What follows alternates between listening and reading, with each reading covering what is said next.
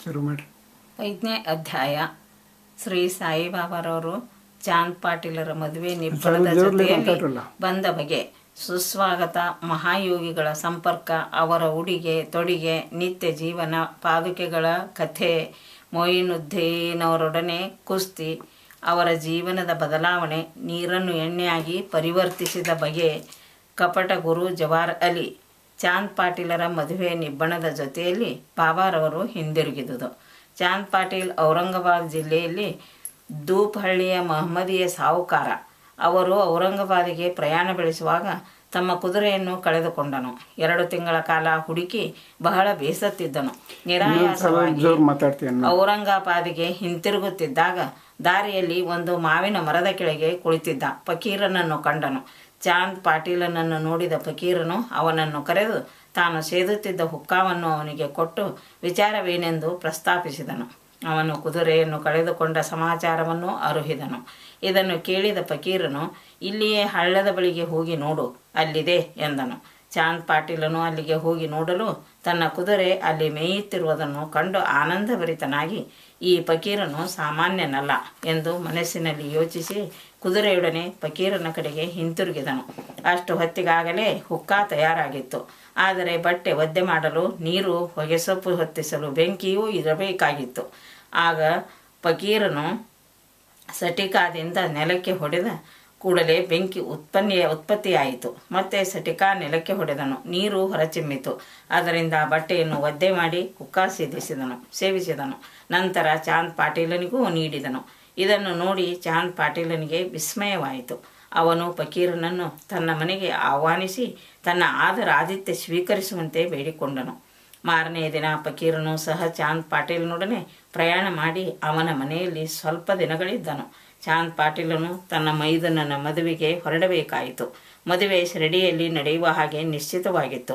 ಆಗ ಫಕೀರನು ಸಹ ಮದುವೆ ಬಳಗದೊಂದಿಗೆ ಶಿರಡಿಗೆ ಬಂದನು. ಮದುವೆ ಸಾಂಗವಾಗಿ ನೆರವೇರಿತು. ಬೀಗರೆಲ್ಲರೂ ಹಿಂತಿರುಗಿದರು. ಆದರೆ ಫಕೀರನು ಮಾತ್ರ ಶಿರಡಿಯಲ್ಲೇ ಉಳಿದನು. ಫಕೀರನಿಗೆ ಸಾಯಿ ಎಂಬ ಹೆಸರು. ಮದುವೆ ನಿಬ್ಬಣದವರು ಖಂಡೋಬಾ ದೇವಸ್ಥಾನದ ಬಳಿ ಇದ್ದ ಭಗತ್ ಮಾಸಾಪತಿಯವರ ಹೊಲದ ಬಳಿ ಬಂದರು. ಗಾಡಿಯಿಂದ ಎಲ್ಲರೂ ಒಬ್ಬೊಬ್ಬರಾಗಿ ಇಳಿಯುತ್ತಿದ್ದರು. ಅಂತೆಯೇ ಫಕೀರನು ಸಹ ಇಳಿದು ಬರುತ್ತಿರುವಾಗ ಮಾಸಾಪತಿಯವರು ಈ ಯುವಕನನ್ನು ನೋಡಿ ಯಾ ಸಾಯಿ ಎಂದು ಸುಸ್ವಾಗತ ನೀಡಿದರು. ಅಂದಿನಿಂದ ಎಲ್ಲರೂ ಅವನನ್ನು ಸಾಯಿ ಎಂದು ಕರೆಯಲಾರಂಭಿಸಿದರು. ಈ ಸಾಯಿಯೇ ಶಿರಡಿಯ ಪ್ರಖ್ಯಾತ ಶ್ರೀ ಸಾಯಿಬಾಬಾ. ಇತರ ಸನ್ಯಾಸಿಗಳೊಡನೆ ಸಂಪರ್ಕ. ಸಾಯಿಬಾಬಾರವರು ಮಸೀದಿಯಲ್ಲಿ ವಾಸಿಸುತ್ತಿದ್ದರು. ದೇವಿದಾಸ್ ಎಂಬ ಸಾಧುವು ಬಹಳ ದಿನಗಳಿಂದ ಶಿರಡಿಯಲ್ಲೇ ಇದ್ದನು. ಬಾಬಾರವರಿಗೆ ಅವರ ಸಂಘ ಸಮ್ಮತವೆನಿಸಿತ್ತು. ಆದುದರಿಂದ ಕೆಲವು ಕಾಲ ಅವರೊಡನೆ ಮಾರುತಿ ದೇವಸ್ಥಾನದಲ್ಲಿದ್ದರು. ನಂತರ ಕೆಲವು ಕಾಲ ಒಂಟಿಯಾಗಿ ವಾಸಿಸುತ್ತಿದ್ದರು. ಆಮೇಲೆ ಜಾನಕಿದಾಸ್ ಎಂಬ ಸಾಧುವು ಬಂದರು. ಅವರೊಡನೆಯೂ ಸಂಪರ್ಕ ಬೆಳೆಸಿ ಇವರಿರುವ ಕಡೆಗೆ ಅವರಿರುವ ಕಡೆಗೆ ಇವರು ಬಂದು ಹೋಗುತ್ತಿದ್ದರು. ಗಂಗಾಗೀರ್ ಎಂಬ ಸಾಧುವಿನೊಡನೆಯೂ ಸಂಪರ್ಕ ಬೆಳೆಸಿದ್ದರು. ಗಂಗಾಗೀರರವರು ಮೊದಲು ಬಾಬಾರವರೇ ಸ್ವತಃ ತೋಟಕ್ಕೆ ನೀರೆರೆಯುತ್ತಿರುವುದನ್ನು ನೋಡಿ ಆಶ್ಚರ್ಯಚಕಿತರಾಗಿ, ಇಂಥ ಅಮೂಲ್ಯವಾದ ರತ್ನವನ್ನು ಹೊಂದಿರುವ ಈ ಶಿರಡಿಯೇ ಪುಣ್ಯಸ್ಥಳ ಎಂದು ಹೇಳಿದರು. ಇವರು ಸಾಮಾನ್ಯರಲ್ಲ, ಶಿರಡಿಯು ಅದೃಷ್ಟವೇ ಸರಿ ಎಂದೂ ಸಹ ಹೇಳಿದರು. ಇದೇ ರೀತಿ ಅಕ್ಕಲಕೋಟೆಯ ಮಹಾರಾಜರ ಶಿಷ್ಯರಾದ ಆನಂದ ಮಠದ ಆನಂದನಾಥ ಎಂಬ ಸಾಧುವು ಸಹ ಶಿರಡಿಗೆ ಬಂದಿದ್ದರು. ಅವರೂ ಸಹ ಸಾಯಿಬಾಬಾರವರನ್ನು ನೋಡಿ, ಇದೇ ನೈಜವಾದ ಅಮೂಲ್ಯ ರತ್ನ, ಇವರು ಸಾಮಾನ್ಯ ಮನುಷ್ಯರಲ್ಲ, ನೀವು ಇದನ್ನು ಮುಂದೆ ಮನಗಾಣುವಿರಿ ಎಂದು ಹೇಳಿ ಏವಲಾ ಗ್ರಾಮಕ್ಕೆ ಹಿಂತಿರುಗಿದರು. ಈ ನುಡಿಗಳೆಲ್ಲವೂ ಶ್ರೀ ಸಾಯಿಬಾಬಾರವರು ತರುಣರಾಗಿದ್ದಾಗಿನ ಮಾತುಗಳು. ಬಾಬಾರವರ ದೈನಂದಿನ.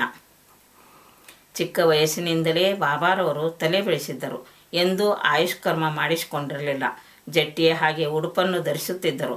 ರಹತಾಕ್ಕೆ ಹೋದಾಗ ಅಲ್ಲಿಂದ ಚೆಂಡು, ಜಾಯಿ ಮತ್ತು ಜುಯಿ ಎಂಬ ಹೂವಿನ ಗಿಡಗಳನ್ನು ತಂದು ನೆಟ್ಟು ನೀರೆರೆದು ಬೆಳೆಸಿದ್ದರು. ಶಿಷ್ಯನಾದ ವಾಮನ ತಾತ್ಯ ಎಂಬುವನು ಪ್ರತಿದಿನವೂ 2 ಹಸಿ ಮಡಿಕೆಗಳನ್ನು ತಂದು ಕೊಡುತ್ತಿದ್ದನು. ಬಾಬಾರವರು ಬಾವಿಯಿಂದ ನೀರು ಸೇದಿ ಗಿಡಗಳಿಗೆ ಎರೆಯುತ್ತಿದ್ದರು. ಸಾಯಂಕಾಲವಾದ ನಂತರ ಮಣ್ಣಿನ ಮಡಿಕೆಗಳನ್ನು ಒಂದು ಕಡೆಗೆ ಇಡುತ್ತಿದ್ದರು. ಅವು ಹಸಿ ಮಣ್ಣಿನಿಂದ ಮಾಡಲ್ಪಟ್ಟಿದ್ದುದರಿಂದ ಮಾರನೇ ದಿನದ ಹೊತ್ತಿಗೆ ಒಡೆದು ಹೋಗುತ್ತಿದ್ದವು. ಮರುದಿನ ವಾಮನ ತಾತ್ಯ ಪುನಃ 2 ಮಡಿಕೆಗಳನ್ನು ತಂದಿಡುತ್ತಿದ್ದನು. ಈ ರೀತಿ ಸುಮಾರು 3 ವರ್ಷಗಳ ಪರಿಶ್ರಮದಿಂದ ಅವರು ಒಂದು ತೋಟವನ್ನು ನಿರ್ಮಿಸಿದರು. ಈ ನಿವೇಶನದಲ್ಲಿಯೇ ಬಾಬಾರವರ ಮಹಾಸಮಾಧಿ ಮಂದಿರ ನಿರ್ಮಿತವಾಗಿವೆ. ಬೇವಿನ ಮರದ ಬುಡದಲ್ಲಿರುವ ಪಾದುಕೆಗಳು.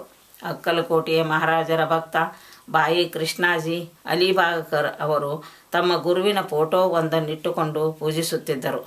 ಒಂದು ದಿನ ಅಕ್ಕಲಕೋಟೆಗೆ ಹೋಗಿ ಗುರುಗಳ ಪಾದದರ್ಶನ ಮಾಡಬೇಕೆಂದು ಮನಸ್ಸಿನಲ್ಲಿ ಸಂಕಲ್ಪ ಮಾಡಿಕೊಂಡರು. ಆದರೆ ಅಲ್ಲಿಗೆ ಹೋಗುವ ಮುನ್ನವೇ ಅಕ್ಕಲಕೋಟೆ ಮಹಾರಾಜರು ಕನಸಿನಲ್ಲಿ ಕಾಣಿಸಿಕೊಂಡು, ಈಗ ನನ್ನ ವಿಶ್ರಾಂತಿ ಸ್ಥಳ ಶಿರಡಿ, ನೀನು ಅಲ್ಲಿಗೆ ಬಂದು ಪೂಜೆ ಮಾಡು ಎಂದರು. ಆಗ ಅವರು ತಮ್ಮ ನಿರ್ಧಾರವನ್ನು ಮಾರ್ಪಡಿಸಿಕೊಂಡು ಶಿರಡಿಗೆ ಬಂದು ಅಲ್ಲಿ 6 ತಿಂಗಳ ನೆಲೆಸಿ ಶ್ರೀ ಬಾಬಾರವರ ಸೇವೆ ಮಾಡಿದರು. ಈ ಸ್ಮಾರಕವಾಗಿ ಬಾಯಿ ಕೃಷ್ಣಾಜಿ ಅವರು ಪಾದುಕೆಗಳನ್ನು ತಯಾರಿಸಿ ಅಲ್ಲಿ ಪ್ರತಿಷ್ಠಾಪನೆ ಮಾಡಿದರು. ಇದು ನಡೆದದ್ದು ಸುಮಾರು 1912ರಲ್ಲಿ. ಪೂಜೆ ಮಾಡಲು ಒಬ್ಬ ಬ್ರಾಹ್ಮಣನನ್ನು ನೇಮಿಸಿದರು. ಅದರ ಮೇಲ್ವಿಚಾರಣೆಯನ್ನು ಭಕ್ತರಾದ ಸುಗುಣರವರಿಗೆ ವಹಿಸಿದರು. ಕಥೆಯ ಪೂರ್ಣ ವಿವರ ಈ ರೀತಿ ಇದೆ. 1912ರಲ್ಲಿ ಡಾಕ್ಟರ್ ರಾಮರಾವ್ ಕೊಠಾರೆ ಎಂಬುವರು ಬಾಬಾರವರ ದರ್ಶನ ಪಡೆಯಬೇಕೆಂದು ಶಿರಡಿಗೆ ಬಂದರು. ಅವರು ಕಂಪೌಂಡರ್ ಮತ್ತು ಸ್ನೇಹಿತರಾದ ಶ್ರೀ ಬಾಯಿ ಕೃಷ್ಣಾಜಿ ಅಲಿಬಾಗಕರ್ ಅವರೊಡನೆ ಬಂದಿದ್ದರು. ಕಂಪೌಂಡರ್ ಬಾಯಿ ಕೃಷ್ಣಾಜಿ ಶ್ರೀ ಸುಗುಣ್ ಮೇರು ನಾಯಕ್ ಮತ್ತು ಶ್ರೀ ಜಿ.ಕೆ. ದೀಕ್ಷಿತ್ ಅವರ ಆಪ್ತ ಸ್ನೇಹಿತರುಗಳಾಗಿದ್ದರು. ಇವರು ಕಲಿತು ಅನೇಕ ವಿಚಾರಗಳನ್ನು ಪ್ರಸ್ತಾಪಿಸುತ್ತಿರುವಾಗ ಸಾಯಿಬಾಬಾರವರು ಮೊದಲು ಶಿರಡಿಗೆ ಬಂದ ಗುರುತಿಗಾಗಿ ಪವಿತ್ರವಾದ ಬೇವಿನ ವೃಕ್ಷದ ಕೆಳಗೆ ಒಂದು ಸ್ಮಾರಕವನ್ನು ನಿರ್ಮಿಸಬೇಕೆಂದು ನಿಶ್ಚಯಿಸಿದರು.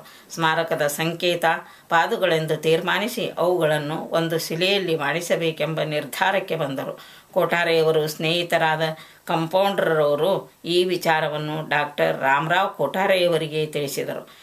ಅವರು ಒಳ್ಳೆಯ ಪಾದುಕೆಗಳನ್ನು ಮಾಡಿಸುತ್ತಾರೆಂದು ಹೇಳಿದರು. ಸರ್ವರು ಸಮ್ಮತಿಸಿದ ನಂತರ ಡಾಕ್ಟರ್ ಕೊಠಾರೆಯವರಿಗೆ ಈ ವಿಷಯ ತಿಳಿಸಿದರು. ಅವರೇ ಸ್ವತಃ ಶಿರಡಿಗೆ ಬಂದು ತಾವು ಹಾಕಿದ ಯೋಜನೆ ನಕಲನ್ನು ಶ್ರೀ ಉಪಾಸನಿ ಮಹಾರಾಜರವರಿಗೆ ತೋರಿಸಿದರು. ಅವರು ಅದಕ್ಕೆ ಕೆಲವು ತಿದ್ದುಪಡಿಗಳನ್ನು ಸೂಚಿಸಿದರು. ಅದರಲ್ಲಿ ಕಮಲ, ಪುಷ್ಪವನ್ನು ಕೆತ್ತಿ ಶಂಖ ಮತ್ತು ಚಕ್ರ ಇತ್ಯಾದಿಗಳನ್ನು, ಬೇವಿನ ಮರದ ಶ್ರೇಷ್ಠತೆ ಮತ್ತು ಬಾಬಾರವರ ಮಹಿಮೆಯನ್ನು ಕುರಿತಾದ ಈ ಶ್ಲೋಕವನ್ನು ಕೆತ್ತಿಸಲು ಸಲಹೆ ನೀಡಿದರು. ಸದಾ ನಿಂಬ ವೃಕ್ಷಸ್ಯ ಮೂಲಾದಿವಾಸಾತ್ ಸುಧಾ ಸ್ರಾವಿಣಂ ತಿಕ್ತಮಪ್ಯ ಪ್ರಿಯತಂ ತರುಂ ಕಲ್ಪವೃಕ್ಷಾದಿಕಂ ಸಾಧಯಂತಂ ನಮಾಮೀಶ್ವರಂ ಸದ್ಗುರುಂ ಸಾಯಿನಾಥಂ. ಅರ್ಥ: ದೇವ, ಕಲ್ಪವೃಕ್ಷಕ್ಕೂ ಮಿಗಿಲಾದ ಆ ಬೇವಿನ ಮರದ ಬುಡದಲ್ಲಿ ಕುಳಿತಿರುವುದರಿಂದಲೇ ಅದರಿಂದ ಬರುವ ಕಹಿರಸಕ್ಕೆ ಬದಲಾಗಿ ಅಮೃತವು ಸುರಿಯುವಂತೆ ಮಾಡಿರ್ತಕ್ಕ ಪರಮೇಶ್ವರನೇ ನೀನಾಗಿರುವೆ. ನಿನಗೆ ನಮಸ್ಕಾರಗಳು. ಈ ಬೇವಿನ ಮರದ ರಸವೇ ಅಮೃತ, ಏಕೆಂದರೆ ಅದಕ್ಕೆ ಸರ್ವ ರೋಗಗಳನ್ನು ವಾಸಿ ಮಾಡುವ ಗುಣವಿದೆ.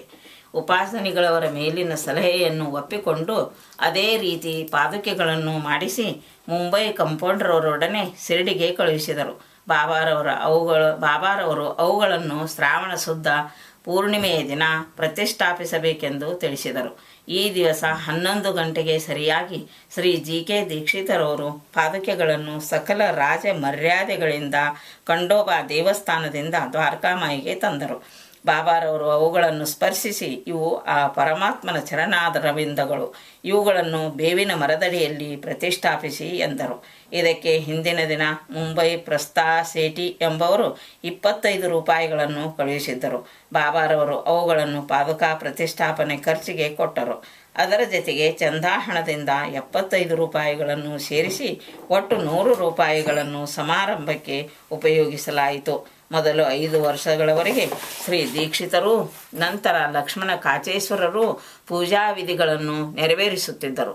ಮೊದಲು 5 ವರ್ಷಗಳ ದೀಪದ ಖರ್ಚಿಗೋಸ್ಕರ ಡಾಕ್ಟರ್ ಕೊಠಾರೆಯವರು ಪ್ರತಿ ತಿಂಗಳು 3 ರೂಪಾಯಿಗಳನ್ನು ಕಳುಹಿಸುತ್ತಿದ್ದರು ಮತ್ತು ಪಾದುಕೆಯ ಸುತ್ತ ನೆಡಲು ಕಂಬಗಳನ್ನು ಕಳುಹಿಸಿದರು. ಮೇಲ್ಚಾವಣಿಯ ಖರ್ಚನ್ನು ಶ್ರೀ ಸುಗುಣ್ ಮೇರು ನಾಯಕರವರು ವಹಿಸಿಕೊಂಡರು. ನಂತರ ನಾನಾ ಚೋಪ್ದಾರರವರಿಂದ ಪೂಜೆಯು ಶ್ರೀ ಸುಗುಣ ಮೇರು ನಾಯಕರವರಿಂದ ಪ್ರತಿದಿನ ಸಾಯಂಕಾಲ ನೈವೇದ್ಯ ಅರ್ಪಣೆ ಮತ್ತು ಆರತಿಯೂ ನಡೆಯಹತ್ತಿತು. ಬಾಯಿ ಕೃಷ್ಣಾಜಿಯವರು ಮೊದಲು ಅಕ್ಕಲಕೋಟೆ ಮಹಾರಾಜರ ಭಕ್ತರಾಗಿದ್ದರು. ಪಾದುಕಾ ಪ್ರತಿಷ್ಠಾಪನಾ ಸಂದರ್ಭದಲ್ಲಿ 1912ರಲ್ಲಿ ಶಿರಡಿಗೆ ಬಂದರು. ಬಾಬಾರವರ ದರ್ಶನ ಪಡೆದ ನಂತರ ಅಕ್ಕಲಕೋಟೆಗೆ ಪ್ರಯಾಣ ಮಾಡಬೇಕೆಂದಿದ್ದರು. ಹೊರಡಲು ಬಾಬಾರವರ ಅನುಮತಿ ಬೇಡಿದರು. ಆಗ ಬಾಬಾರವರು, ಅಕ್ಕಲಕೋಟೆಯಲ್ಲಿ ಏನಿದೆ, ಅಲ್ಲಿಗೇಕೆ ಹೋಗಬೇಕು? ಅಲ್ಲಿಯ ಮಹಾರಾಜರು ನಾನೇ ಇಲ್ಲೇ ಇದ್ದೇನೆ ಎಂದರು. ಇದನ್ನು ಕೇಳಿ ಬಾಯಿ ಕೃಷ್ಣಾಜಿಯವರು ಅಕ್ಕಲಕೋಟೆಗೆ ಹೋಗಲೇ ಇಲ್ಲ. ನಂತರ ಅವರು ಶಿರಡಿಗೆ ಆಗಾಗ್ಗೆ ಬಂದು ಹೋಗುತ್ತಿದ್ದರು. ಶ್ರೀ ಬಿ ಎ ದೇವ್ ಅವರು ಈ ಶ್ರೀ ಹೇಮಾಡ್ ಪಂತರಿಗೆ ಈ ವಿಷಯ ತಿಳಿಸಿರಲಿಲ್ಲವೆಂದು ತೋರುತ್ತದೆ. ಹಾಗೆ ತಿಳಿಸಿದ್ದಲ್ಲಿ ಪಕ್ಷದಲ್ಲಿ ಸಚ್ಚರಿತೆಯಲ್ಲಿ ಹೇಮಾಡ್ ಪಂತರು ಈ ವಿಷಯ ನಮೂದಿಸದೇ ಇರುತ್ತಿರಲಿಲ್ಲ.